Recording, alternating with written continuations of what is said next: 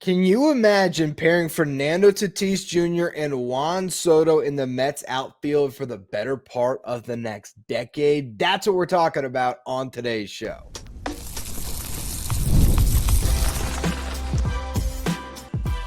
You are Locked On Mets, your daily New York Mets podcast. Part of the Locked On Podcast Network, your team every day. Hello to all you amazing Mets fans. You're watching Locked On Mets, part of the Locked On Podcast Network, your team every day. Thank you for making Locked On Mets your first listen every day, and thank you for making Locked On the #1 sports podcast network. On the show today, we're going to talk about the idea of the New York Mets trading for Fernando Tatis. In the first segment, I want to look at the Padres roster and really go through how they are stuck right now with a lot of holes to fill and not a lot of flexibility. Second segment, we're going to talk about how the New York Mets could fill a lot of roster needs for the Padres, but the Padres don't have a lot back that they can trade the Mets other than a superstar, which is where we'll close the show, going through some mock trade ideas where the Mets actually land Fernando Tatis Jr. Before we get into any of that, though, I'm your host, Ryan Finkelstein. I've been covering the New York Mets on this show since the 2019 season. This is the #1 daily podcast on the New York Mets. If you want to find any of my written work, you can do so over at justbaseball.com, where I work as the editor-in-chief. Today's episode is brought to you by Game Time. Download the Game Time app, create an account, use the code LOCKEDONMLB for $20 off your first purchase. Now, Fernando Tatis Jr. is a very interesting player. 26 years old, going into his age 27 season.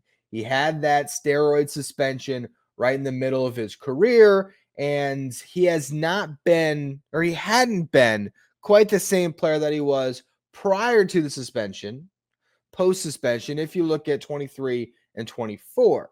But in 2025, Fernando Tatis got very close to the best season of his career, which came in 2021, where he hit 42 bombs, stole 25 bases, drove in 97, scored 99, had a 158 WRC plus and a 6.8 F4. WRC plus is weighted runs created plus, measuring hitters on a league average 100. So he was nearly 60% better than the league average. And WARs, wins above replacement. If you have a 4-win player, really good starter in Major League Baseball. 5-win player, now you're talking about a all-star and even a good all-star. Once you get to 6-7 wins, these are the very best players in baseball. Again, in 2021, he hit that 6.8 career high in F4. But this past season was a 6-win season for Tatis.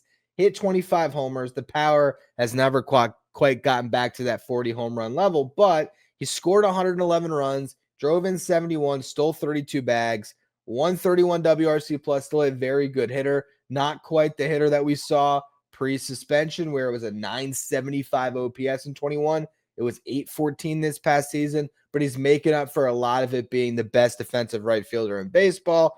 I guess Wilyer Abreu maybe in the conversation a little bit, but I think Tatis has everyone beat in that regard. He's a really special player, and he is a clear superstar. There's no doubt about that. So, why would the Padres ever consider trading him? It's because they're stuck. This team gave out so many big contracts that they are in a really scary position moving forward. Maybe if you're AJ Preller, you don't care. With new ownership potentially coming in, maybe you're just looking at trying to win in 2026, see if you're holding on to your job. It might not even matter what the future holds, but the future is not as bright when you look at what is left on these deals. Tatis, with that $340 million contract that led to Francisco Lindor getting a $341 million contract in the 2021 offseason, he's only collected a little over $50 million on that deal. So he is still owed, by my math, $286 million over the next 9 seasons. Now, the funny thing is, Tatis would have been a free agent this offseason had he not signed that extension. And if he was a free agent right now, would he get 9 years and $286 million?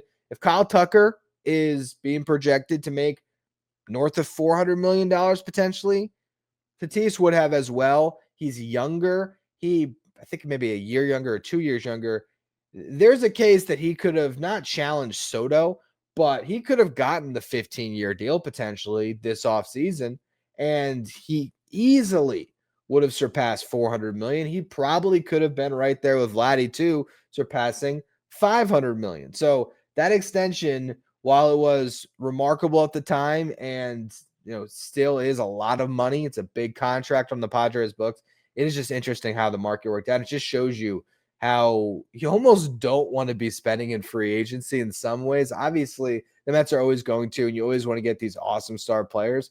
But when you sign these long-term deals, it's a tough proposition to win on them. And that's where the Padres are sitting, because you got Tatis, which is the best of the deals. He's set to make $20 million in 2026, $25 million in 2027, and 2028. So it's still relatively affordable. And then the final 6 years of the deal is making $36 million per. Manny Machado's way worse, though. Manny Machado's making $25 million in 2026. Then he's about to make $39 million per season for 7 years as he gets through his 30s into his 40s. I mean, that is just a brutal contract on the back end. And Xander Bogaerts is even worse because he's not even giving you the star production that Machado still is. Xander Bogaerts, it's 8 more years on an 11-year deal, just over $25 million per. So those three guys, for a team that is still in a small market, even though they're getting the most they can out of it with the way that they pack out that ballpark, you're talking about 3 guys on your books for the next, 8 years of Bogaerts, 8 years of Machado, and 9 years of Tatis. And when the contracts reach their height, you're looking at 36 plus 39. So that's 75, right? Million between just Tatis. So yeah, $100 million in those 3 players, basically. A little bit more in those 3 guys. That's half your payroll. So it's an interesting spot to be. And they also have Joe Musgrove, $20 million the next 2 years. Yu Darvish still has 3 years left. And I don't know if he has 3 years left of his career, but he's got 3 years left of that contract. So there is a lot of money on their books. And you look at their roster right now. Yes, they got Ramon Laureano, Jackson Merrill, Fernando Tatis in the outfield. It's a good outfield. Machado at third base, Bogaerts at short. That's okay on the left side, certainly. Jake Cronenworth is your second baseman off a season where he wasn't very good at the position. Probably better off to be at first base. And they have him locked up until 2030 for some reason. Not a horrible contract in terms of average annual value. I think it's like 11 million or something. It's over 10. It's nothing crazy, but the length of deal is crazy for Jake Cronenworth. At first base right now, maybe it's Gavin Sheets. He played more left than first last year, but right now slated to play first base because the outfield's full. Had a good season, 746 OPS, 19 home runs, but he's not a great player. Tirso Ornelas is listed as their potential DH right now. He barely played in the big leagues so far. In the minors, he only hit 10 home runs in 82 games, 833 OPS in AAA. Good numbers, but not great. So you need 2 bats in the lineup at first base and DH, or you move Cronenworth to first and you have second base and DH. You have absolutely no depth and no bench whatsoever. I mean, just nothing. Completely barren. Your farm system you have gutted with trades. Your rotation, you got Nick Pivetta, and then you got Joe Musgrove coming off Tommy John. So we'll see what that looks like in his first full season off of TJ at 33 years old. You got Randy Vasquez as your 3, but he should be your 5. And then you got JP Sears. And who's the other lefty? It's the guy from who played in the KBO, Kyle Hart. Both those guys had ERAs over 5 this past season. So the Padres right now, while they have a great bullpen, while they have a great outfield, while Machado and Bogaerts are win-now players on the left side of the infield, they need at least 2 bats. They need to build out a bench. They could use an upgrade at catcher. They need 2 starting pitchers at least, probably more, like 3 or 4 to get you through a full season, but 2 guys to slot into that opening day rotation immediately. It's a lot of holes to fill. And you know what? The New York Mets are sitting in a completely different situation where they've got too much depth. They need to clear some guys so that they can make room for a farm system that is brimming with talent. So these 2 teams line up in some ways. The Mets can help the Padres, but it's tougher to find how the Padres can help the Mets unless they put their best player on the table. But first, I want to talk about how the Mets could help the Padres, which is where we're going to pick things up in just a minute. Today's episode is brought to you by Game Time. The NBA season's back, and there's nothing better getting into the arena, surrounded by fans, cheering on your team. But let's be honest, getting tickets can be a hassle. You have those queues, login screens, prices that can jump at checkout. It can get really frustrating, but that's why I use Game Time, because it's the app that's going to take all of the advantage and give it back to you, the fans. Game Time's fast, it's easy, and it's backed by the Game Time guarantee. So you're always going to get 100% authentic tickets delivered on time and at the best price. Plus, all fees are included, and the price you see is the price you pay. No hidden fees. Game Time also has zone deals where you can pick a section, and Game Time is going to pick the seats for you, but you're going to save big. I've done that before and gotten probably $30 at least off per ticket in this section that I picked. I found tickets that were going for way more if I just picked my seat. Why do I need to pick my seat if I know it's a perfect section? That's what Game Time gives you with zone deals. It's honestly the fastest, cheapest, and least stressful way to buy tickets. So if you want to go to a game, download the Game Time app, create an account, use the code LOCKEDONMLB for $20 off your first purchase. Terms apply. Again, that's promo code LOCKEDONMLB, LOCKEDONMLB for $20 off. Swipe, tap, ticket, go. Download Game Time today. If you're watching on YouTube, do me a favor and hit that subscribe button. Help us get to that next goal of 15,000 subscribers. I'd love to get there by the end of the year, and we are nearly there on both fronts. Nearly at the end of the year and nearly at that goal. So I appreciate all of you who continue to subscribe. Let's talk about the pieces the Mets have that would fit the Padres immediately. The first one that makes the most sense is Mark Vientos. They need a big bat in the middle of that lineup at first base and DH. That's Mark Vientos. He's a change of scenery guy who's going to be dirt cheap, which is very important for the Padres. This year, it's still pre-arb, but because he has had such an up and down career and he doesn't have an all-star, a silver slugger, once he gets to arbitration, Mark Vientos is not going to break the bank unless he can have that all-star season or that silver slugger season in 2026. And if the Padres traded for him, all right, if you have to pay him because he put up that good of a season for you, that's fine. 4 years of team control, and even if he had the best of seasons, he's still not going to be like a $20 million player at the end of arbitration. So that would be a piece that really fit the Padres. Luis Angel Acuna would be perfect for their bench, a huge upgrade. Last season, they signed Jose Iglesias. I think they would love the athleticism of Luis Angel Acuna to fill spots all over their roster. Xander Bogaerts goes down for a little bit. Acuna can be your starting shortstop. So that's another piece that makes sense for them. Obviously, they need pitching. So all the Mets' top pitching prospects would be in play in a Fernando Tatis Jr. trade outside of Noel McLean. So, of course, we're talking Brandon Sproat and Jonah Tong. But even you go further down the line, like a Christian Scott would help the Padres because it's just another iron in the fire.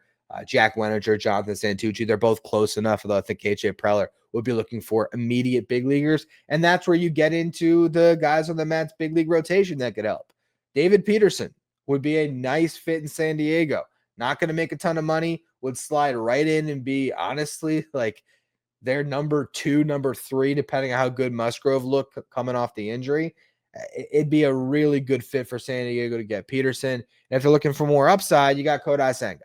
So you got the high floor of Peterson as a guy that's going to eat innings for you, and you can count on to be there. And then you got Senga, who could be your ace if everything fell into place. And that might be the piece that Preller would be a little more interested in. Now, if this is a trade for Tatis, obviously it's going to have to start with prospects. You're going to have to give up some future value guys the Padres can envision being impact pieces for 6+ years as they're giving up 9 years of Fernando Tatis. So who are those pieces? Obviously, Carson Benge would be the guy that the Padres would want. And this would be one of the few trades where you could actually stomach trading Benge because you're getting a guy who is the best possible outcome of what Benge could become. Like the best case scenario for Carson Benge is he's what Tatis is right now, and you're probably not getting that best version of Benge that could rise to that level for another 2 or 3 years. I think Carson Benge can be a great player for the Mets. I would not want to put him on the table for pretty much anybody but Fernando Tatis Jr. Like that's how limited the list of players are that I think are that big of an impact piece that you would put a prospect on the table who's a top 15 prospect in baseball right now who could break camp and give you, again, 6 years of team control at a value. So, I wouldn't love it, but we're talking about a guy like Fernando Tatis where anything could be on the table. Jet Williams, another guy, obviously, that would help the Padres in a lot of ways. If Bogarts has to move off of shortstop and go to second base, Jet Williams can be the shortstop of the future. If they want to keep Bogarts at short because he's actually providing some good value there, and if not, they're even more underwater on that contract, then Jet Williams can be their starting second baseman and a utility guy for them. So another prospect that makes a lot of sense. Again, the top pitching prospects, of course, makes sense for the Padres. And then if you want to go down the line a little bit further, Ryan Clifford would make some sense as an option for that first base DH type. If Ryan Clifford was in the Padres system, he would be a top 5 prospect without a doubt, maybe even a top 3 prospect. They have Ethan Salas at catcher and not much else behind him at this point. So the Mets have a lot that they can give to the Padres. Organizational depth between these two teams, the Mets blow the Padres out of the water, and that's why they make sense to potentially line up on a trade, because you can even look at Luis Torrens. Luis Torrens would be their starting catcher, which is a little ironic because he actually broke through with the Padres, debuting in 2017. But Torrens makes sense. And we're talking about a lot of pieces here that the Mets have that are on the block to trade, particularly Vientos, Acuna. These are guys that would have incredible roles on the Padres. It would be great for Mark Vientos' career to go to San Diego. It would be great for Luis Angel Acuna's career to go to San Diego. The problem is that the Padres, outside of relievers, which they have plenty, but who would actually be on the table, they're certainly not trading Mason Miller or Jeremiah Estrada. Outside of relievers and then their best player, there's just not much that would interest the Mets. And so that's sort of the give and take. The last piece of the puzzle to a potential trade before we get into actually putting that puzzle together and giving you guys a couple mock trades to sink your teeth into is Brandon Nimmo. Brandon Nimmo, we've talked about a lot this week. $20 million per season, 20 and a half, I think, actually, for Nimmo for 5 years. I think for the next 3 years, Brandon Nimmo is properly valued on that contract. The problem, those final 2 years, as we talked about on the full Brandon Nimmo trade show, which you can go back and listen to, for the Mets to trade Nimmo to just a random team that wants him, to the Royals, for example, you're probably having to kick in some cash to make that 5 for 100 closer to 5 for 75 or 5 for 80. But in this case, the Padres are clearing $290 million almost to take on 100. Would they prefer to not take on any money? Maybe, but they're also trying to win now still. And if they trade Tatis, there's a hole in their outfield. Now, Nimmo's not going to go play right, but you can move Ramon Laureano into right and have Brandon Nimmo starting in left, where, yes, he's not going to be anything close to Fernando Tatis Jr., but can he hit 25 bombs, drive in 90, contrary to public belief, still play a decent left field, particularly in San Diego, where it's kind of a short porch out in left and you have maybe a little less ground to cover. I think Nimmo in San Diego actually would be a pretty good player for them in this trade. The issue is just going to be, again, taking on those years, and how does AJ Preller view that contract? Does he look at it as money you don't want on the books in the final couple of years that you would be hesitant to go after? Or does he say, well, I would need more outfielders along with Jackson Merrill if I trade Tatis, and this is a guy that is going to check in at $20 million in a couple of years, not 36 like Tatis. So I have future spending available to me still. I'm addressing a bunch of holes on my roster with the other pieces I'm getting back. And Nimmo is still a win now player that helps us in 2026. That would have to be a big part of this. And there's more that comes with trading Tatis. They'd have to be viewing Fernando Tatis as a player that is great, but not necessarily their franchise guy that they're in love with. If they're still in love with Fernando Tatis, they still view him as the face of the franchise. He's obviously not on the table. But maybe there's a world where, based on their current circumstance, they are viewing him that way. And that's what we're going to talk about to close out the show, as I'll also give you those mock trades on what could make sense between these two teams. Today's episode is brought to you by FanDuel. The NBA season's here, and FanDuel has an offer you don't want to miss. Right now, new customers can bet just $5, and if you win, you're getting $300 in bonus bets. That's right. You pick a bet, You put down $5. If it hits, you're going to unlock $300 in bonus bets that you can use across the app. FanDuel is awesome because there's just so many different ways that you can bet. Whether you're into player props, whether you want to jump in live in game, you can do that. And you also can build the same game parlay. And there's always, of course, futures you can look at. It makes watching basketball and football even more exciting. We got a little bit of something that's riding on the action. Whether you're a casual fan or you love diving into the stats, FanDuel is going to make the game day experience that much better for you. It's quick, it's easy, it's the best way to add a little more energy to game day. So if you're ready to play, download the FanDuel app now by visiting FanDuel.com to get started. That's FanDuel.com to place your first $5 bet. If you're an everydayer that always tunes into the show, make sure you become a Locked On Mets insider. This is our texting service. We're going to updates from me anytime news breaks on the Mets. You can ask me questions anytime. Take part in our Locked On Mets sign photo giveaways. And in season, you're going to get those lineup graphics sent to your phone each day so you know who's in the starting lineup without ever having to go on social media. If you want to be a Locked On Mets insider, find the link in the episode description or go to subtext.com/LockedOnMets. So when it comes to trading for Fernando Tatis Jr., and if the Padres would even consider it again, this would have to be a situation where A.J. Preller is looking at his roster, looking at all the holes that he has, and thinking, all right, this is Manny Machado's team. It's Manny Machado's window. We have Jackson Merrill. Maybe he thinks Jackson Merrill could be the Padres' best player. We have other guys. We need to get some young pieces because our farm system is barren. We need young, impact, controllable big leaguers. We might still be able to, with new ownership in a couple years, go big game hunting again to fill that massive salary slot that we're going to clear up by trading Tatis. And for the upcoming season, with the bullpen that we've built, we need some starting pitching to help us, and it's really tough to find on the market. We need a couple of bats, and I don't love what's out there. The Mets can fill a ton of our needs. Yes, it's going to be tough to stomach. The fan outcry for trading Tatis is going to be a lot, but it's going to make us sum of all parts a lot better in 2026 for making this trade, and it's going to open up a lot for us in the future because we got off of those years where he's making $36 million plus. And maybe you just think after the PED suspension, he hasn't been quite that same hitter. Maybe you think that he's never going to get back to being a 40 home run guy that you expected he would be when you gave him that contract.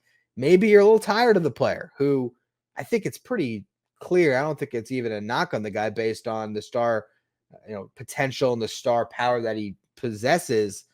There's got to be a lot of ego there. Who knows how he is to deal with behind the scenes? There would have to be some things that has you not completely bought in to even consider listening on a trade offer for Tatis. But here's what the Mets can put together. If you're keeping Carson Benge, trade has to start with Jet Williams and Jonah Tong. So now if you're looking at the Mets system, you're holding on to your top two prospects in McLean and Benge, but you're trading number 3 and number 4. So that's the beginning point of a trade here. You're getting 2 top 100 talents with Carson Benge and Jonah Tong for a farm system that, unless Ethan Salas is making some lists, probably doesn't have any top 100 prospects, at least that I can think of. Mark Vientos is the other big piece to this deal because he gives them a plug-and-play bat that they can dream on 30 home run upside in the 2026 season. Then you throw Nimmo in to have that plug-and-play outfielder who is going to help you win now. And then the final piece would be a Kodai Senga or a David Peterson, whether they like the floor or the ceiling. And honestly, the Mets could afford trading both of them in this deal if they really wanted to. Honestly, if they wanted to throw 6 pieces into a trade because they're holding on to McLean, they're holding on to Benge, and they're still holding on to a lot of other pieces in their farm system, and they're giving up a lot of guys off of their big league roster, they could kick in Acuna, they can kick in Torrens, they could really just add in pieces that help the Padres' current roster while knowing that long-term future value. The pieces that you're giving up that hurt are really just Jet Williams and Jonah Tong. And to an extent, a Mark Vientos because it's still cheap team control and there's upside, but the lack of position, it makes it a little more complicated. For the Padres, there's a clear runway for Vientos to have playing time. For the Mets, not as much if they bring back Pete Alonso. And then, of course, Brandon Nimmo is a good player for you that you're giving up, but they're also getting out of some money that in 3 years you might not want on your books. So that's the trade that I think the Mets would love to make, right? The Padres in that deal are getting 2 arms to slot into their rotation in Jonah Tong and Kodai Senga. And again, throw Peterson in there too for all I'd care, honestly, because then you can just backfill that in free agency or with your prospects. Then the Padres are getting for their lineup 3 bats. They'd be getting Mark Vientos at first base or DH, Brandon Nimmo in left, and they'd be getting Jet Williams to plug in at second base or short, depending on what they want to do with Xander Bogaerts. They're getting a lot for their current team, and I think in some ways that is a better team. As much as Fernando Tatis is a huge impact player, what you're getting back for 2026 when it comes to WAR output, okay, let's just say best case scenario, Tatis is a 7-win player in 2026. Nemo's 3 wins is pretty a soft landing spot that he's been at the last couple of years. So 3 wins for Nimmo. Imagine Jet if he was playing every day at the big league level defensively alone and what he can bring with the bat. He could even be a 3-win player, but I'd just say, conservative end, maybe it's 2.5.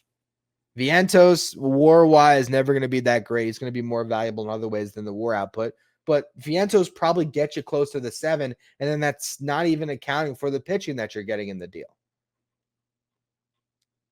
So it's a weird one because do I think that the Padres would necessarily make that trade? Probably not, because it's still, you're giving up the best player in the deal. Maybe you don't like the idea of having Brandon Nimmo on your books. If one of the attractive parts of trading Tatis is getting off money, maybe you don't want to take any money back. You just want young players. And if that's the case, the best offer the Mets could put on the table would have Carson Benge in it. In that case, you hold on to Jet Williams. So it's Benge as the headliner. And for the Padres, you're thinking, all right, Carson Benge might not be Fernando Tatis, but he's going to cost a lot less.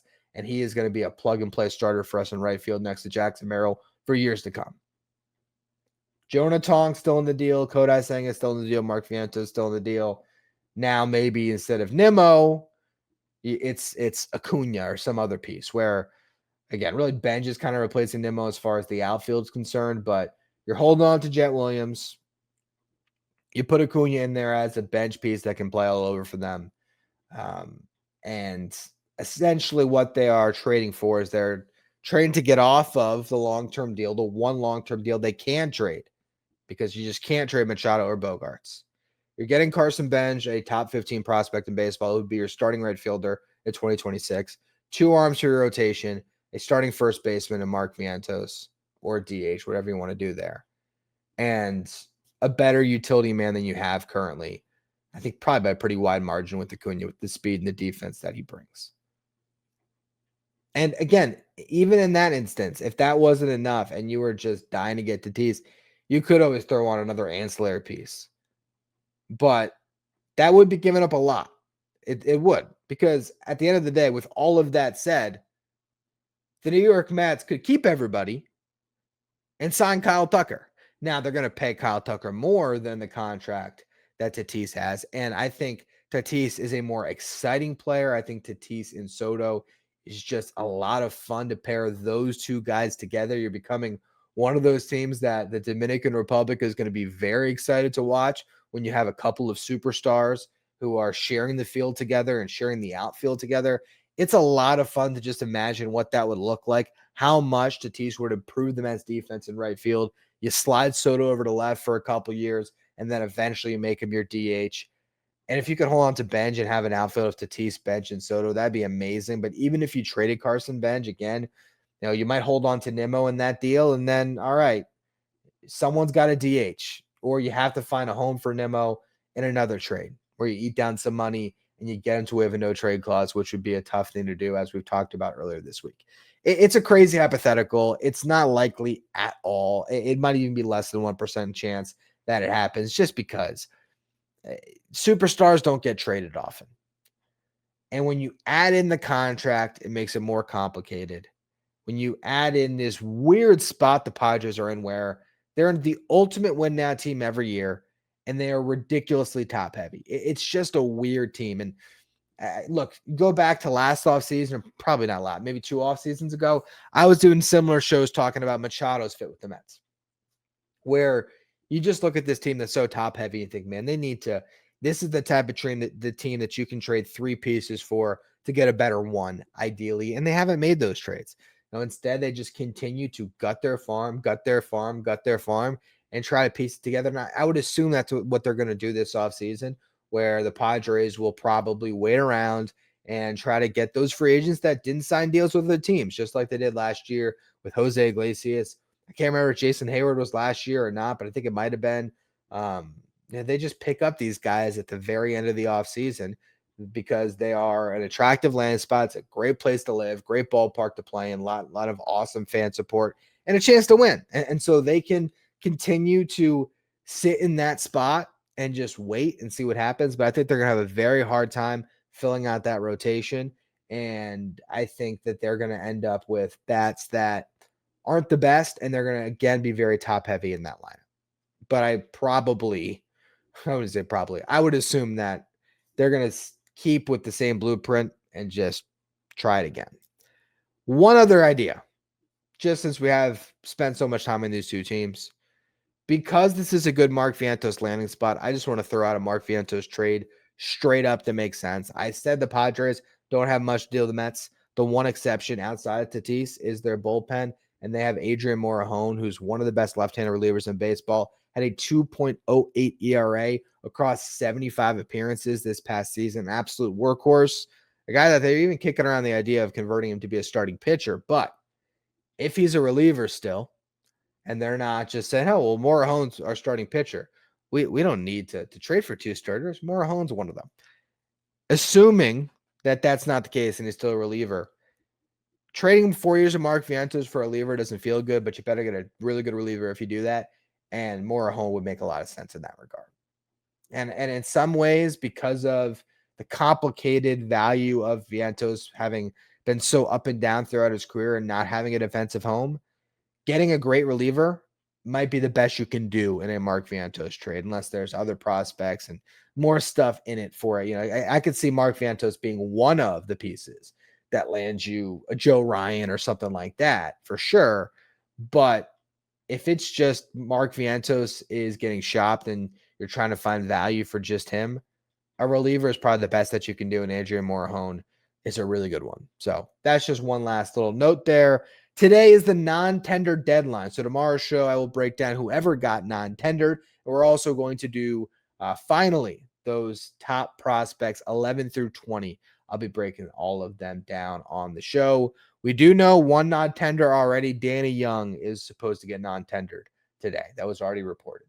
I previewed the non-tender deadline at the end of yesterday's show. So if you want to get a more comprehensive look at it, you can go back and do that. I made my predictions. Danny Young was one of them. I also predicted that Max Kranick and Jared Young would get DFA'd along with potentially Austin Warren. So those are the names to look out for, and we will go through whoever actually does get the boot again on tomorrow's show. I appreciate all of you for tuning in. Make sure you follow, rate, and review wherever you get your podcast. Subscribe if you're watching on YouTube.